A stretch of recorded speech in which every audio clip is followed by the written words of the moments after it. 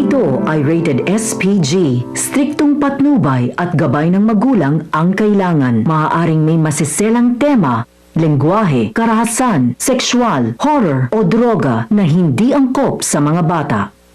Makakausap na ni Meredith si Ramir sa pamamagitan ng natuklasan ni Lilet sa mobile app.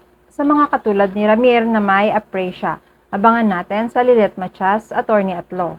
Nahuli ni Patricia sina Lilet at Meredith na nasa loob ng kwarto ni Ramir. Pinalayas agad ni Patricia ang dalawa. Lumabas si Meredith at sumunod na rin si Lilet.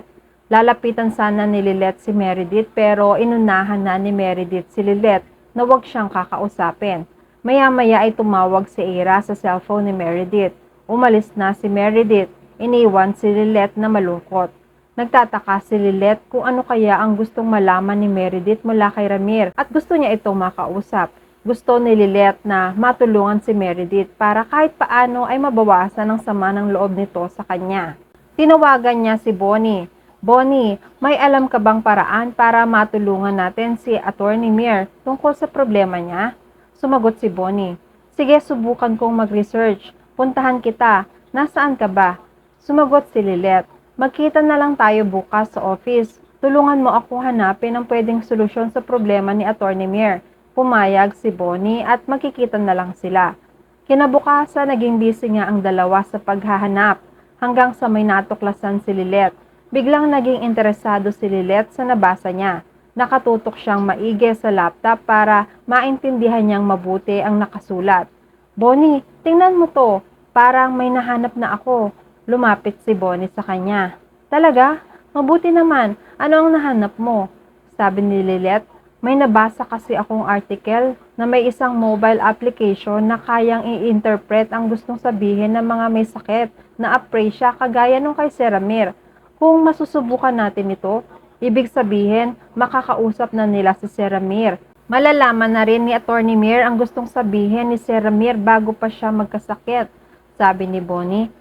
Tama, mukhang napaka-importante nito para kay Attorney Meredith. Kapag matulungan mo siya, posible nagagaan na ulit ang loob niya sa'yo. Ito na ang paraan para magkabati na kayo. Sabi ni Lilet. Sabihan ko na rin si Trixie para matest natin ang mobile app na to para hindi naman tayo mapahiya kay Attorney Mir. Tumango si Bonnie. Tinawagan na nga ni Lilet si Trixie. Trixie, may natuklasan kaming mobile app para makausap ang mga may sakit na aprasia. Subukan mo to kay Sir Ramir para makausap mo na siya. Sumagot si Trixie. Talaga? Salamat. Sana makatulong ito kay Dad para sa pakikipag-communicate niya sa atin. Natutuwa si Lilet. Balitaan mo agad ako kung effective kapag sinubukan mo. Oo, Ate Lilet, susubukan ko agad. Excited na akong makausap ulit si Dad. Binaba na nga ni Lilet ang tawag ng nakangiti. Kumuha ng tablet si Trixie. Hinanap niya ang application at agad niyang in-install. Ang saya ni Trixie na na-install niya agad. Sabi niya kay Ramir, Dad, isang app ito na pwede mong sabihin ang lahat ng gusto mong sabihin. Ganito lang ang gagawin mo, Dad, ha?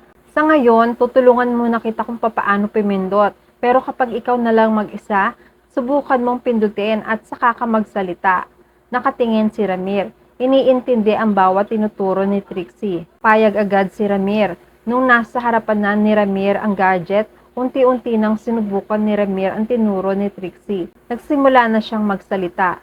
Nakaabang si Trixie sa bawat bigkas ng daddy niya. Mga ilang sandali pa, parating na rin pala si Patricia. Papasok na siya sa kwarto ni Ramir. Inabutan ni Patricia ang gadget na naka-loudspeaker na parang boses ni Ramir. Nakita ni Patricia na nakangiti si Trixie. May naririnig na sa mga sinasabi ni Ramir. Sumugod agad si Patricia para pigilan ng maririnig ni Trixie. Trixie, anong ginagawa mo? Bawal sa daddy mo ang mga gadget. Nagpaliwanag si Trixie. Ma'am, tingnan nyo. Makakatulong itong app na ito para makausap natin si Dad. Nagalit si Patricia. Hindi pwedeng makausap ng kahit sino si Ramir dahil baka masabi nito ang sekreto niya. Nagpapapaniwala ka dyan, Trixie. Ilayo mo yan sa daddy mo. Pero ayaw namang sumunod ni Trixie. Mami, wait lang kasi. May sinabi si Dad. Gusto ko lang marinig. Hanggang si Patricia na nga mismo ang naglayo nito. Hindi na narinig ni Trixie ang sinabi ng daddy niya. Sabi ni Patricia, That technical device, it won't say anything. I don't trust this AI. I don't even trust you right now. Nakatitig si Patricia ng masama kay Trixie. Nagtataka si Trixie. Ma'am, anong nangyayari sa'yo? Para naman po kay Daddy ang ginagawa ko. Sumagot si Patricia. Hindi yan totoo. Huwag kang maniniwala sa AI na yan. Alam mo, Trixie, lumabas ka na muna at kakausapin ko lang ang daddy mo. Lumabas na nga muna si Trixie. Hinarap ni Patricia si Ramir. Ano ba tong ginagawa mo, Ramir, ha? Hindi mo ito dapat ginagawa. I will not allow you to use that device. For what? Para mabunyag mo kahit kanino ang tungkol kina Lilet at Meredith? Nakatitig si Ramir sa kanya. May gustong sabihin pero walang salitang lumalabas sa bibig niya dahil sa sakit niya. Nagpatuloy naman ng pagsasalita si Patricia. Hindi pwedeng magkita ang mag-inang yon. Hindi ako papayag na maging isang pamilya kayo. Nagkakatitigan sila. Galit si Ramir. Ilang sandali ay iniwan na ni Patricia si Ramir dahil sa sobrang inis niya. Sa pagpapatuloy ng pag-uusap ni Lilet at Bonnie, masayang-masaya si Lilet. Sana, Bonnie, makausap na nga ni na Trixie si Ramir, no? Para naman malaman ni Trixie kung ano ang mga pangangailangan ni Ramir para makatulong sa pagpapagaling sa kanya. Iniba ni Bonnie ang usapan nila. Lynette, nabalitaan mo na ba ang tungkol kay Attorney Meredith? Nagtataka si Lilet. Bakit? Anong ibig mong sabihin? Sumagot si Bonnie.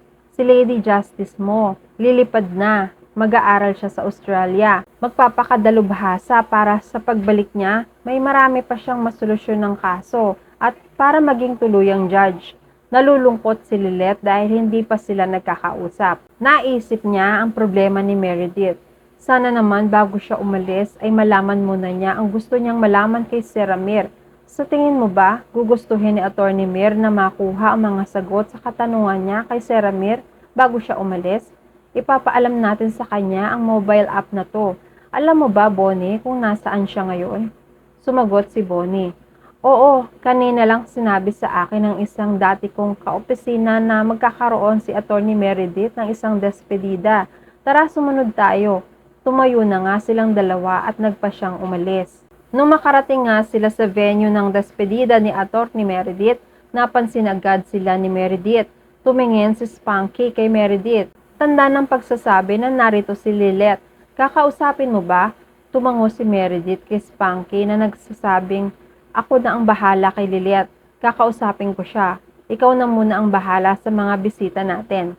Nilapitan ni Meredith si Lilet. Anong ginagawa niyo dito, Lilet? Hindi pa rin ba sapat sa'yo na ayaw kitang makausap? Nakikiusap naman si Lilet. Narito po ako para matulungan kayo. Nagtataka si Meredith. Anong klaseng tulong yan? Sumagot si Lilet. Di ba po may mga katanungan kayo na gusto nyong malaman kay Ramir? Kaso hindi naman po siya nakakapagsalita.